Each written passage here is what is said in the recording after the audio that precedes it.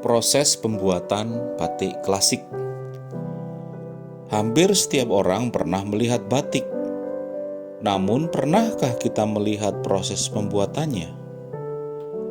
Umumnya, orang menganggap proses membuat batik adalah ketika mereka melihat para wanita menggambar desain-desain pada kain putih dengan sebuah alat yang namanya canting.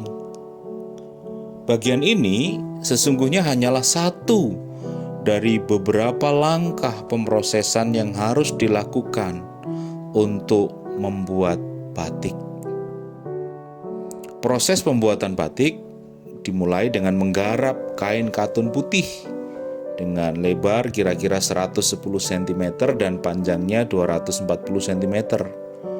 Proses penggarapan ini terdiri dari mencuci, menganji, menjemur, dan mengetuknya, sehingga kain bisa siap untuk diproses.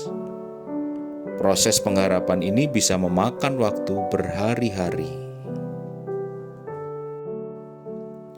Jika kain sudah siap untuk proses selanjutnya, pengrajin kemudian menggambar motif-motif batik dengan mengikuti pola yang sudah tersedia pada kertas.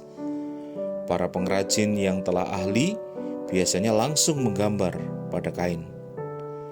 Setelah desain dibuat, dilanjutkan dengan proses pewarnaan. Satu persatu bidang diberi warna. Namun bisa juga proses dilanjutkan dengan menggambar keliling desain terlebih dahulu supaya bidang-bidangnya bisa ditutupi. Cara menggambar dilakukan dengan alat yang bernama canting. Canting adalah alat yang dipakai untuk memindahkan atau mengambil cairan malam atau sejenis lilin yang digunakan untuk membuat batik tulis. Canting berfungsi seperti sebuah pena dengan bentuk dan ukuran yang berbeda-beda. Canting berbentuk seperti poci teh kuningan kecil sebesar kepala pipa tembakau dan bertangkai kayu. Semakin kecil canting, semakin halus aliran malam yang keluar. Sebelumnya, malam dicairkan dengan cara memanaskannya terlebih dahulu. Dan yang terpenting adalah menjaga suhu malam agar tepat.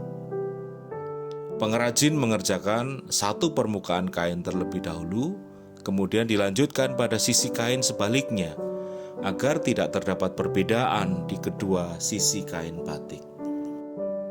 Selanjutnya, kain dicelupkan dalam bahan pewarna biru. Proses pewarnaan atau pencelupan ini diulang berkali-kali hingga hasilnya tercapai. Pada produk-produk bermutu tinggi, pewarnaannya hingga 30 kali, dan ini adalah suatu keharusan. Pewarna tradisional adalah indigo. Keistimewaan warna ini adalah warnanya baru timbul sesudah kain yang diberi pewarna ini dijemur dan terkena udara. Jika kain masih basah, maka bagian-bagian desain yang akan diberi warna coklat dikerok malamnya. Setelah itu, bagian-bagian yang diberi warna biru dan tetap harus berwarna biru juga ditutup dengan malam. Kemudian kain dicelupkan ke dalam pewarna coklat. Bahan pewarna tradisional untuk warna coklat adalah soga, sejenis kulit pohon tertentu. Penggarapan warna yang baik memakan waktu 15 hari dengan 3 macam pewarnaan per hari. Bagian-bagian yang mula-mula diberi warna biru, kemudian diberi warna coklat, akhirnya menjadi hitam warnanya. Dengan demikian, terjadilah 3 warna dari 2 bahan pewarna, yaitu biru, coklat, dan hitam. Selain itu, ada beberapa bagian yang masih tetap dibiarkan berwarna putih. Setelah pengulangan pewarnaan dilakukan hingga mencapai warna yang diinginkan, malam yang menempel pada kain dapat dilepaskan. Cara melepaskan malam adalah dengan merebus kain tersebut hingga malamnya mencair dan mengapung di permukaan. Setelah lapisan malam terlepas, kain akan dicuci hingga bersih. Untuk pengerjaan batik pada kain sutra, digunakan teknik yang berbeda karena memerlukan malam dan bahan pewarna yang berbeda agar tidak merusak kain sutra. Hasil proses pembuatan batik yang tadi diutarakan disebut batik tulis.